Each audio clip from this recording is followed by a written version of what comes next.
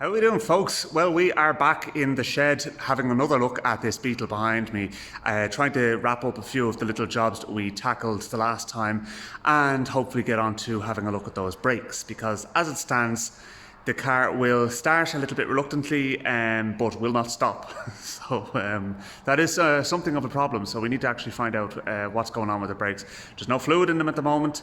So obviously there's a leak somewhere because it's a closed system and the fluid shouldn't go anywhere. So we need to find out where that leak is and address the issue.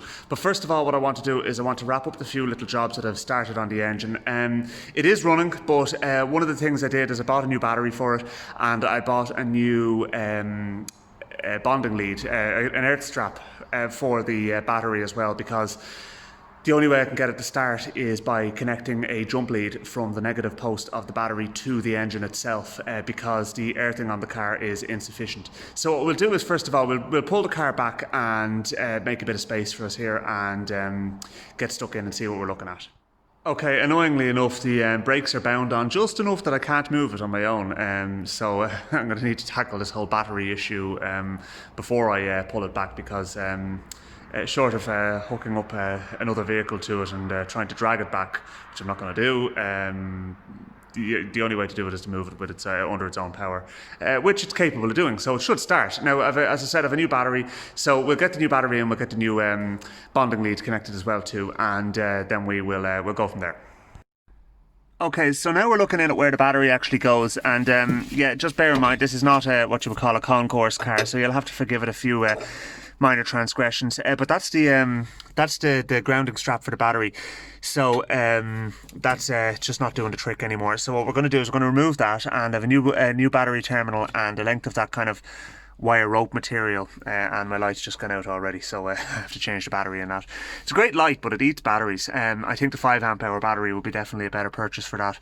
But anyway, I can just about see what I'm doing. You guys can actually see better than me, because the camera seems to be pretty good in low light conditions. Don't let me forget that, please, folks. You know that's the type of thing I'm going to leave up there and I forget all about. Okay, so here's the bits I got, and that's the old battery terminal. Obviously, you can see it's badly corroded, and you know it's broken down in the middle there. So that's going to affect its current carrying capacity quite badly, so we need to replace it. So I have this one here, and the reason I bought such a long one is I'm actually going to double up on it and cut it at that end and basically put it into this terminal here. And I have another one here which is going to go from the other side of the rear bulkhead over to the gearbox, because you can be sure that if that one is bad, the other one's going to be bad as well too. So there's a corresponding one on the other side, on the underside of the car, which basically grounds out the engine and gearbox assembly. And there's our new battery as well. Now, anybody that think I am sponsored by Halfords, I am most certainly not. I do have a trade card for them though, so it does make them a little bit more competitive than they otherwise would be. Yeah, it does. You know, that battery and all the bits and pieces I bought came to like €85. The battery itself, there's a huge discount on it when you have a trade card. It's the cheaper one, but to be honest with you, for a Beetle, it's absolutely fine. You know, you're not going to be running massive amounts of electronics in a Beetle, so it will do the trick. Okay, so I couldn't get both wires into the battery terminal there, so what I did was I ended up just using one. It'll be absolutely fine, to be honest with you. There's more than enough current carrying capacity in that for the car in question. So obviously you need a path of low resistance in order to get the power back to the battery. So therein lies the issue with why the car wouldn't start in the first instance. But I would say the major issue is actually to do with the bonding lead underneath the car rather than this one. But this one obviously needed to be sorted out too, especially what with the fact that when we were cranking it initially, you could see some of the little fibres in this lead actually glowing red. So heat is caused by high resistance, and we don't want high resistance. Now I also have this little lad here on my drill, so what I'm going to do is I'm going to go into the car and I'm going to clean up the earthing point where that is then going to bolt onto, and then we'll get it installed. The bonus of me videoing this section is that I also have the light of the camera to see, so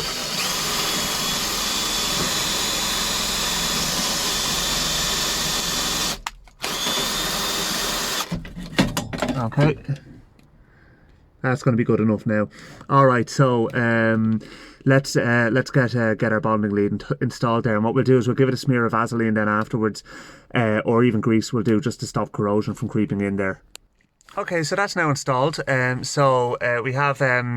We've also got our positive connection, which we need to clean up as well. So I'll get the drill on the case there. Seeing all that expanding foam inside in the heater channels does not instill me with a lot of confidence in this car, to be honest with you.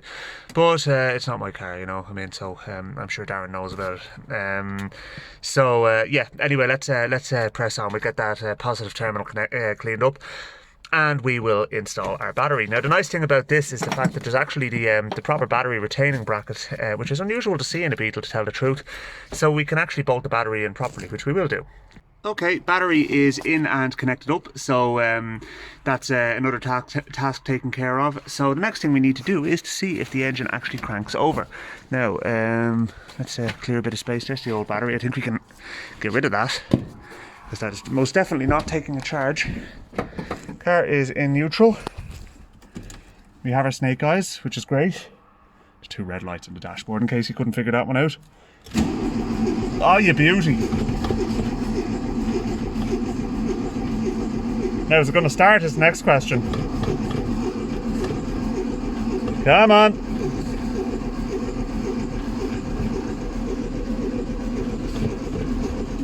Let's just make sure everything's all right in the engine department. Maybe I disconnected something. Don't think I did now, but I'm getting fuel through. I can smell the fuel, so points are all connected. That's connected. That's the fuel cut-off solenoid there. You want to make sure that's on. I actually want to redo that connection. It's not great, to be honest with you. Oh, look at that. Right, we need to do our timing again. The timing is probably a mile out. Alright, I must have forgotten about that now when I was fiddling with it the last time. Okay, not a problem. We need to get our static timing done, so we may as well show you how to do static timing on a Beetle.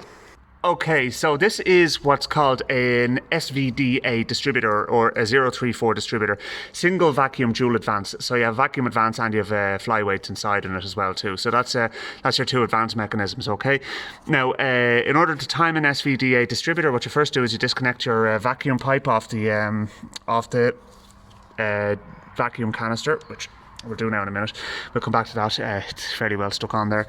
Next, you will see here is our timing marks. Okay, so this one here is top dead center, and this one behind it is 7.5 degrees before top dead center. Okay, so what we do is we line it up with the split line in the case, which is there. Okay, now don't go forward and back to it, because then you're going to introduce backlash in the gearing for the distributor. So just continue one direction towards it, the normal direction of rotation for the engine.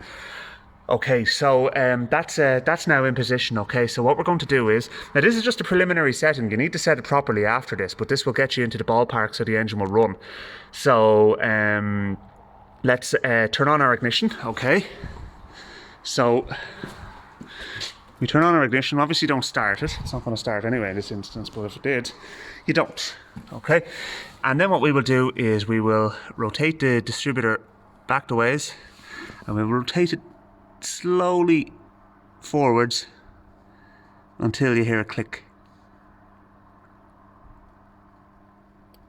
There, I heard the click. Okay, so that's done, right? Okay, so now what I'm going to do is I'm actually going to nip that up now, so that it's not going to move. That, as I said, is a ballpark figure. That's not the final position. We're going to do it with a timing light now in a minute.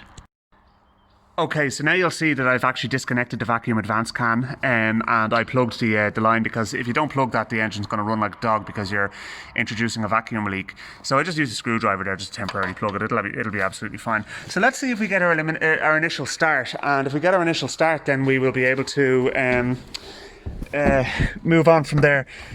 The other thing as well too to make sure is you don't leave the ignition on for too long, because you'll overheat the coil. So it's maybe 10 minutes at a time is about as much as you want to go there. So let's see if it'll start. Okay. Come on, you know you want to do it.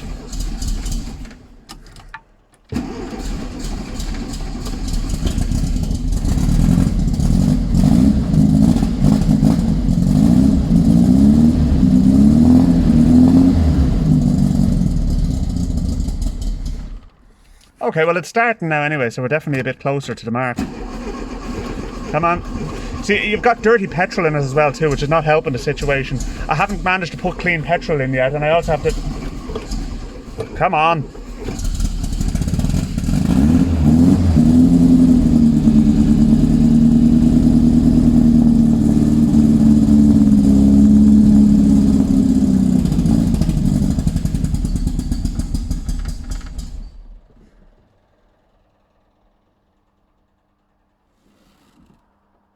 Right. Okay, so it's starting and dying. It's going back to its old ways. We'll keep going until we can keep it running.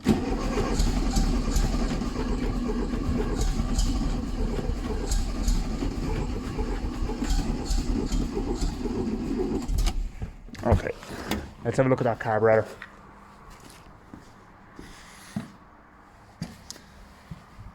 First of all, the choke is off.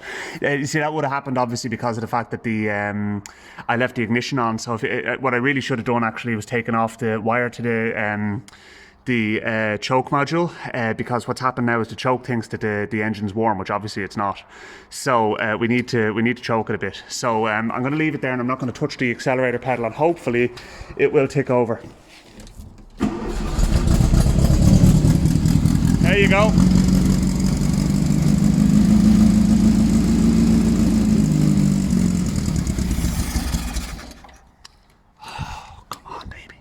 What is up with it?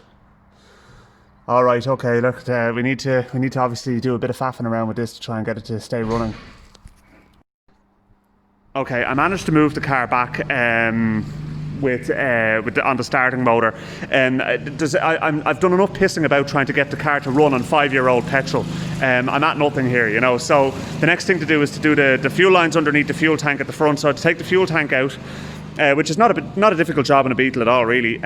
So take the fuel tank out, get the fuel lines replaced, new fuel filter, and get fresh fuel into it. And then once I have fresh fuel in it, then we can start having a look and seeing what the situation is with the running of it. Because you're never going to get a car to run well on 5-year-old fuel. I mean, in this car, it's been at least 5 years since it was last driven, and even then, I mean, it probably wasn't driven very far, and God knows when it actually got fresh petrol in. So let's get the tank out. So come over and let's have a look. Okay, so there's 4 of these little kind of crescent-shaped lads here that need to be removed. So they basically just come out, and they're sort of holding down the edges of the tank. So we take the 4 of them out, and then the tank should just literally lift out, and then I can get rid of the fuel that's in it, and we can start with fresh petrol in it, because, as I said, I'm at nothing trying to get it to run right. Now the other thing I'm questioning is whether or not the ignition coil is any use, because it seems to me like it sounds like the spark is breaking down, and if the spark is breaking down when all other ignition components are decent, the likelihood is your ignition coil is causing the problem there. So we may have to look at putting an ignition coil in. They're not an expensive component, but it's just another thing on the long list of parts that need to be replaced in this car in order to get it right. You know, it occurs to me that I always thought 70s Beetles always had the fuel filler on the outside, but this one actually still has it underneath the engine lid. Now maybe there's an anomaly there or something like that, but either way, we have the fuel tank out. So there's our union and our fuel line that goes down into the chassis down there, and that in there is where we are going to be putting our fuel filter. So let's get the tank out altogether. We need to disconnect that breather pipe as well too, and make sure that is free as well, because sometimes they get blocked and then you end up with your tank getting a negative pressure on, and the fuel pump won't be able to suck fuel, and it could be a problem, a running issue with that as well. You'll know if you have that problem, because when you open the fuel cap, the engine will run again, and you'll hear a hiss of air going in. So I did have that problem with my 1303 actually. So took a while to track down, to be honest with you. Anyway, right, let's get that fuel line disconnected. There's actually sod-all fuel in this anyway, so really shouldn't spill all over the place. Probably will anyway, but it shouldn't nonetheless. Yeah, we'll get this removed now. Okay, so let's shed a bit of light on the subject here. In actual fact, you could probably see better without that. Yeah, you can. I can't, you can though. So with that tank removed, we can now actually inspect some of our steering components, which is great. So you have a steering damper here. You have your column that comes down to the steering box, which is here. And then the arm from the steering box comes off here to your 2 track rods, one that goes over to the right-hand wheel, one that goes over to the left-hand wheel, and the one for the left-hand wheel also has the damper on it, and then that goes out to a track rod end. So you then also have a rubber coupling here, And what we're probably going to do is we're going to just inspect everything and make sure there's no split boots, and to make sure everything is moving freely. And whatever needs to be replaced, we'll replace. But the other thing here, which is a benefit too, is the fact that I can now see perfectly that the rubber pipes for the brake fluid are in place, and we can have a look and see if they're the culprit and they're the reason why we're losing brake fluid. So I'm wondering, is that one there leaking a little bit actually? So there's the reservoir is up there behind my floodlight. The pipes come down here in underneath the fuel tank and down onto the master cylinder. And my God, these standard Beetles are so much easier to work on than the 1303 in this respect, because you don't have any of this access in the 1303. The nice thing as well too is what we could actually do while we're here and we have the fuel tank removed is give it a little spray of underseal around some of the areas and just kind of spruce it up a little bit. So yeah, anyway, to tell you the truth, there's nothing that I'm seeing that's particularly bad, except for this down here. That appears to be our anti-roll bar, which is completely broken. So that will need to be addressed. It seems to be a case where it's actually just pulled out of the two bushings that are down there. Now we can address that afterwards, but that's kind of when we start getting into the suspension issues. I'm not going to look at the suspension yet. I just literally want to look at the steering and brakes. But first of all, the reason we're in here in the first instance is to get that fuel hose replaced. So they are the wrong clips, folks. You do not use Jubilee clips. You use proper fuel hose clips. The fuel hose in this car actually does not look to be in bad condition, but it's getting replaced nonetheless, and the fuel filter is being relocated from the engine bay where there are sources of ignition to underneath the car where there are no sources of ignition. And it especially makes sense when you see how easy it is to remove the fuel tank to get at it. It's not difficult at all, you know.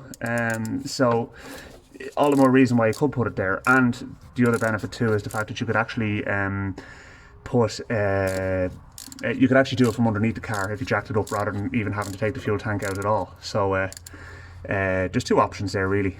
And incidentally, that brake pipe is supposed to be in that P clip there, so we'll pop that in as well. The encouraging thing about seeing that though is the fact that the brake pipes, the flexible brake pipes, although that one down there looks a little bit the kinked side of things, we'll have a look and see if it's leaking. That's petrol there, by the way, that's not brake fluid. We can see if we can see that the brake pipes are actually all in pretty decent condition, and they probably have been done in a not too distant past, which is fantastic. It makes my job an awful lot easier because I do not want to be going replacing them. So anyway, let's get that piece of fuel line out and we'll cut a new section and put it in.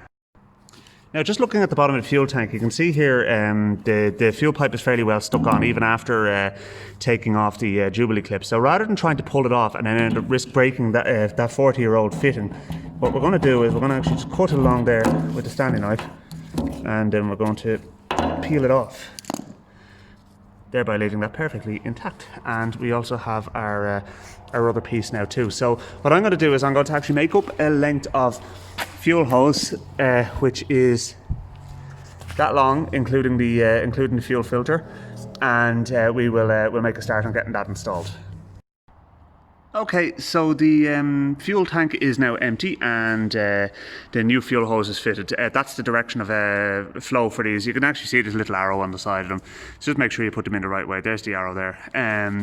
Make sure you put them in the right way with the correct fuel hoses. And also the plastic is quite flimsy on them, which is the reason you're not supposed to actually install them in the engine bay, because if they're that flimsy, you don't want something like that rupturing and ending up leaking fuel all over a hot engine. At least if it leaks there, it's only going to leak all over the steering components at the front of the car and out the bottom, and you'll most likely see it as well too when you stop, because you're not getting any fuel to the engine.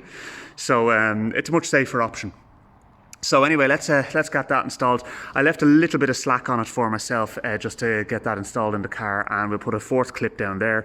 Annoyingly, the kit I got with all the fuel hoses and fuel filter and clips and everything was short 2 clips. It's like you need to put clips on the fuel filter as well too. So that was kind of irritating. But anyway, nonetheless, I was able to pick some more up. So anyway, right, there is our final fuel clip. We'll get our tank reinstalled, and I'll just check that breather, make sure it's working as well, and we'll get some fresh petrol into it. Okay, so the fuel tank is now back in, and the breather is actually clear. I have everything bolted back in. I reconnected the ow, that was my back on the bonnet. Lovely. So yeah, anyway, that actually really hurt. So yeah, that's reconnected. So now the next thing to do is to just look underneath the car and make sure that the fuel pipe is not snagging on any steering components underneath. Just a quick peek, and I might need to put a cable tie on somewhere just to keep it up out of the way. Yeah, we can do that now. Well, it started on the bloody button now. The only thing is there's actually no petrol in the tank, so it's not going to run for very long. I wanted to use up the last of the petrol that's actually in it, in the carburetor float bowl and that, which is manky old stuff. So let's just leave it tick over for a minute or so. It'll drain the float bowl, the fuel pump, all of that, and then we can put some nice fresh fuel in and see how different it is, how much better it runs, and then we'll get the timing set up. It's been running for like 5 minutes, for Jesus' sake. It's going to take ages. Anyway, I still have a few more bits to do on the engine. I have a new piece of rear tin here to go onto it. I'm going to stick the air cleaner onto it, get that all connected up, and then we'll get the timing done again once the fresh petrol's in it. So I'll spin down and get some fresh petrol now in a little while. Okay, so as you can see, the air cleaner is now on, and there are a couple of vacuum pipes to connect to it. The reason being is that if you see down here, there's actually a connection on the manifold, and that goes up to here. And what happens is when the demand for air for the engine is high, i.e. when you're accelerating, there's a flap in here which is operated by this diaphragm, which will take air from in here. But when the engine's idling, it'll take air from this point here. Now that's also a temperature sensitive gizmo, so insofar as when the engine is hot or when the air is warm enough coming into the airbox, that won't actually open the flap to allow air come in from the pipe that comes up from the heat risers down the bottom, so it will always be getting cold air.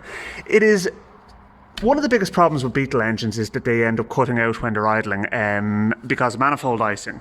And invariably, you open the engine bay when you see one of these cars, and there's one of those little cheapy pancake air filters on it, and they've taken out a system that Volkswagen put in to alleviate that problem. And now Volkswagen, as far as I know, kind of know what they're doing. Like, you know, they've been making cars for quite a lot longer than I've been alive. So I tend to trust their engineers fairly well. So I'm not going to go modifying anything in that respect. If I'm going to modify something Beetle related, I'm going to do it properly. So I have a 1915cc engine in my own Beetle, and it's got a twin Weber carburetors on it. But that kind of takes it to a different level altogether.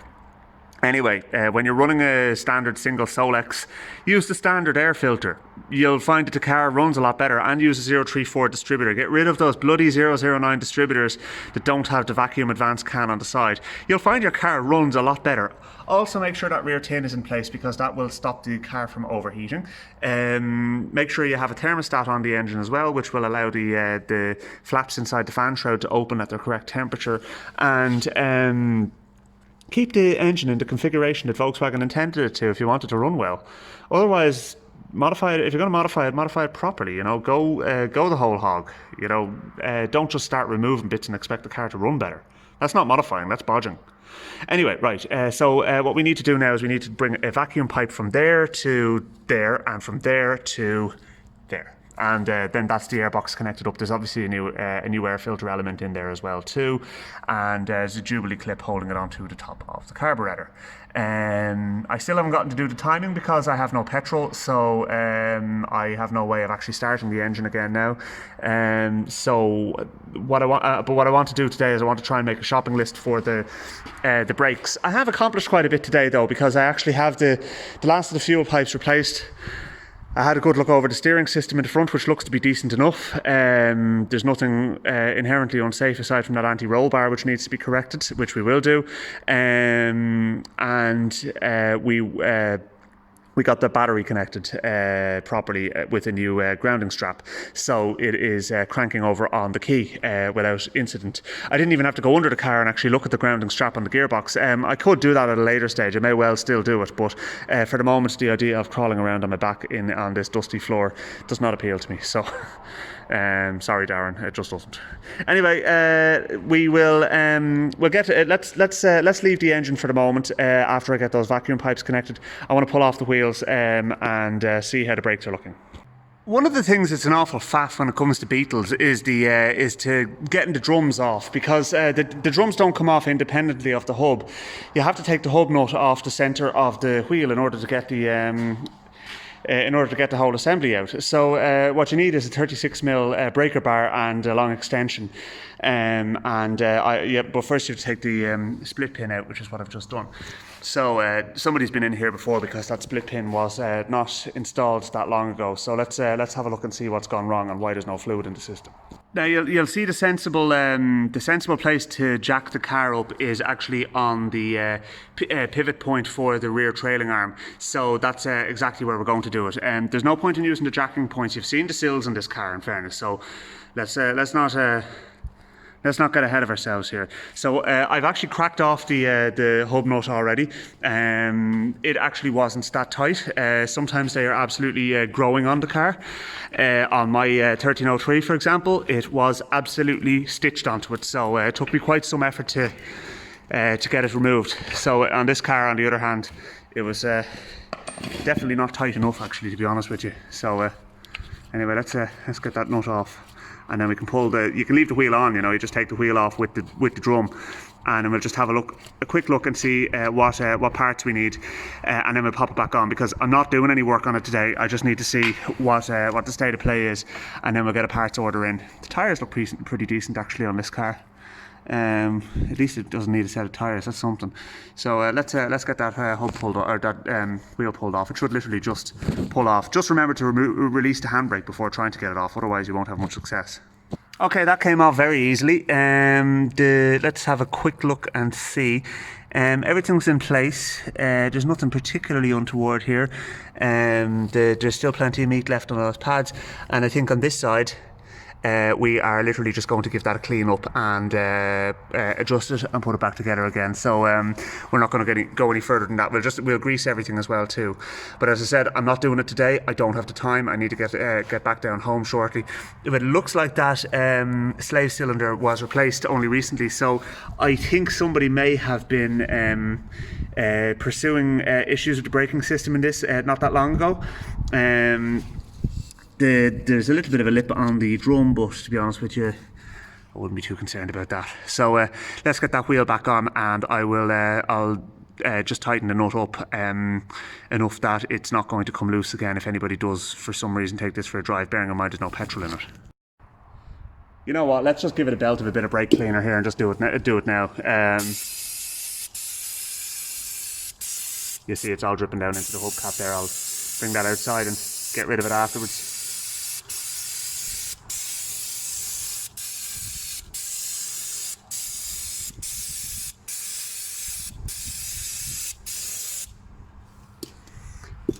That's not looking too bad, folks. They're relatively new shoes, so somebody's been at the brakes on this not that long ago, which is great because that saves a lot of money. We're still going to look at all four corners though, so let's get on to the next corner. Okay, the hub nut on this side was bloody growing on it, so that was great fun to remove altogether.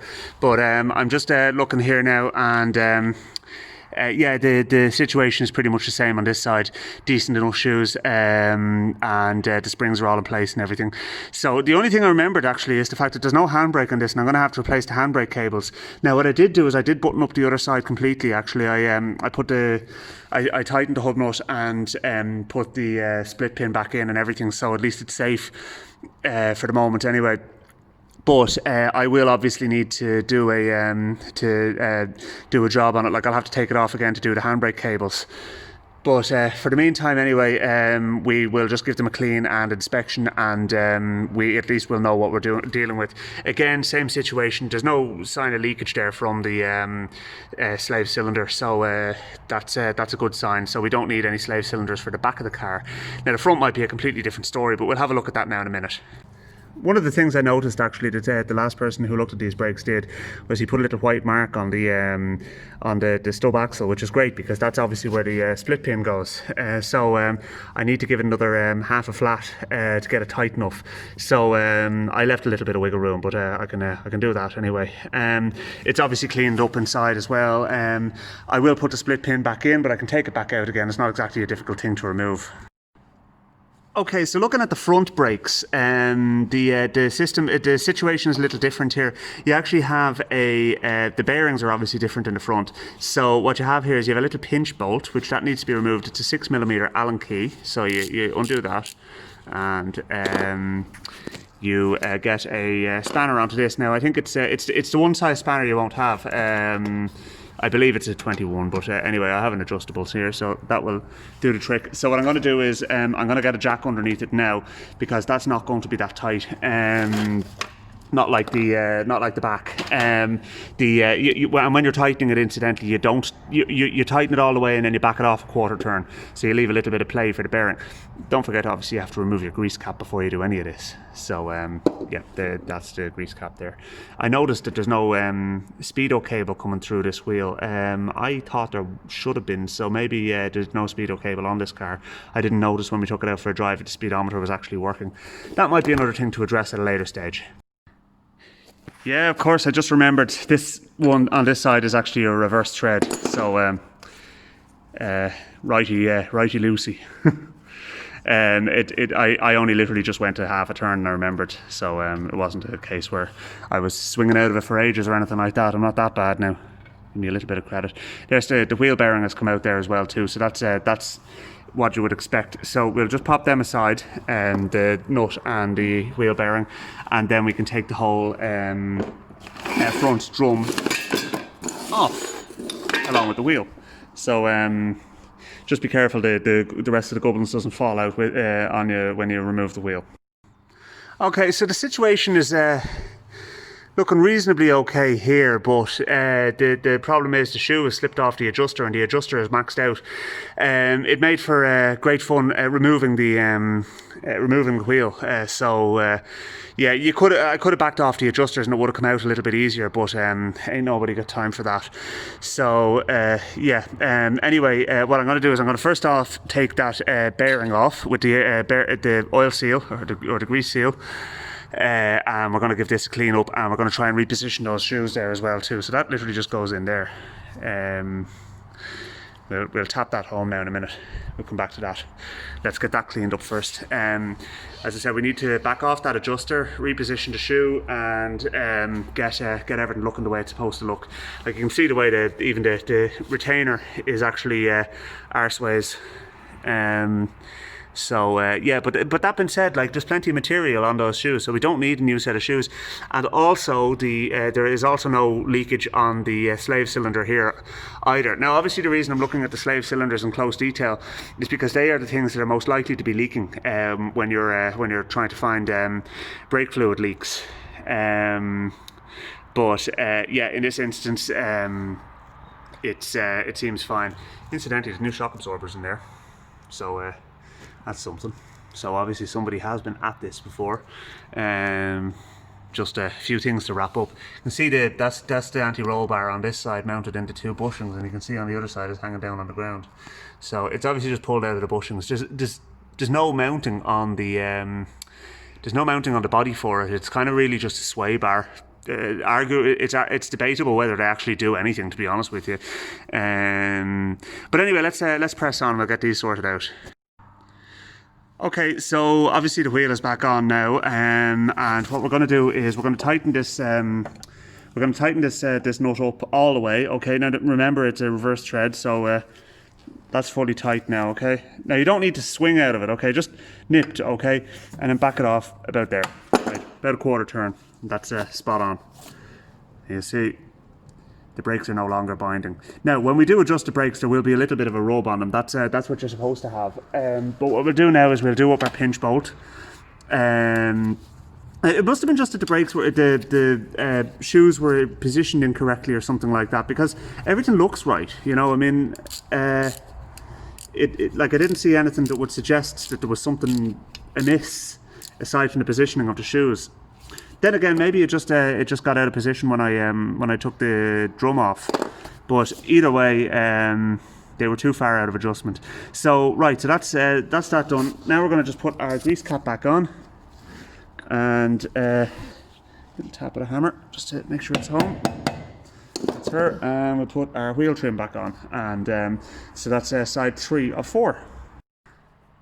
Okay, so the shoe retainer is actually missing on this side. Well, it's not missing, but it was in the bottom of the drum. Now, whether or not, as I said, that came off when I pulled the wheel off, I'm not 100% sure. But either way, it needs to be reinstalled. But everything is looking okay in here. So what we'll do is we'll back off the adjusters, and then we can get all the brakes adjusted out properly once we've got the handbrake cables reinstalled, because the handbrake cables are in a bad way. So I have not found any reason why there might be a brake fluid leak in this so far. So we still have to continue to hunt because there obviously is either that or. Well, no, I can't think of any other reason. I mean, unless somebody drains the brake fluid out, but that would make no sense whatsoever. And it certainly didn't evaporate, that's for sure. So, yeah. Anyway, look, let's get this side reassembled, and it means now that because the front brakes aren't binding anymore, they were over adjusted at the very least. Because they're not binding anymore, we'll be able to roll this car quite easily now, which is much better, because it wouldn't budge when you tried to push it before. So I ended up having to move it out of here on the starter. So that's not really ideal.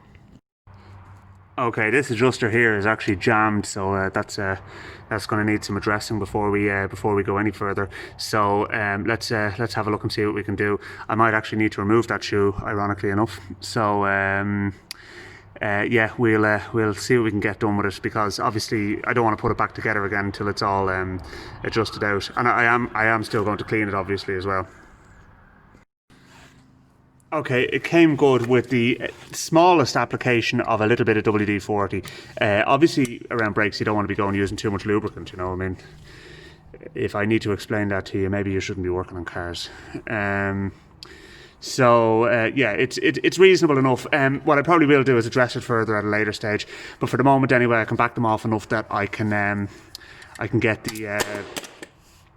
the drum back on easily, and the car will be rolling freely. Oh, there goes that anyway. That just came off readily. It's a little clip that's supposed to kind of stop it from moving freely. Oh yeah. 45-year-old car, folks, you know. 46-year-old actually. They're 10 years older than me. Right, okay, so we need to run that shoe in. So it's just handier with the long nose vice grips. Here's the man back with the lawnmower now, who said that I can borrow a little bit of petrol off him. So hopefully the offer still stands, and I'm gonna try starting this car again, because I'm really curious to see how it runs with some fresh petrol. Okay, that's fair enough now. So we've got that backed off. I'm going to just wipe off any excess WD-40 there now, and give it a little bit of a clean in here, and then we can pop our wheel back on and get that all spruced up. So yeah, we're getting there, folks. We are definitely getting there. I'll take the wheel bearing off, pop that back in. Pop that back in where it belongs, which is in here. That goes there, and that's that. Okay, so I'm going to try and nab your man and see if I can get some petrol off him. Well, today was definitely a successful venture insofar as I've gone through all 4 sets of brakes, and we now know we've got good shoes, we've got good springs, we've got no leaking slave cylinders, and we have now got the engine cranking over on the battery without any jump leads. We've got a full set of fuel hoses, new fuel filter, and there's a fresh drop of fuel in it now. And wait until you hear this, folks, because this is a treat now. Jerry, who runs the place, very kindly gave me a couple of litres of fuel for it. Ah, yeah.